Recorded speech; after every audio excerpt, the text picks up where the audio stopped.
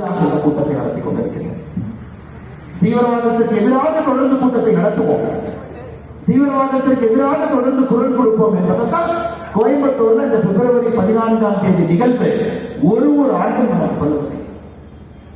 இன்னைக்கு 1998 பிப்ரவரி 14 இருந்த மாதிரி இன்னைக்கு கோயம்புத்தூர் இருக்கா? இரண்டாவது கேள்வி.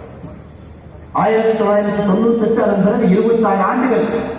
இன்னைக்கு 2024ஆம் தேதி பிப்ரவரி 14ஆம் தேதி நாம் நின்று கொண்டிருக்கின்றோம். இன்னைக்கு கோயம்புத்தூர் ஆபத்திலிருந்து தப்பிவிட்டதா? இல்லைங்க, தப்பிவிட்டது. அக்டோபர் 23ஆம் தேதி 2022 இங்கே நடந்த தற்கொலைப்படை தாக்குதல், அதை பற்றி சில செய்தியை உங்களுக்கு சொன்னால் உங்களுக்கு தெரியும். கோயம்புத்தூர் என்பது இன்னும் ஆபத்திலிருந்து தப்பவில்லை. தமிழகம் இன்னும் ஆபத்தில் தான் இருக்கு, நீங்க புரிஞ்சுப்பீங்க.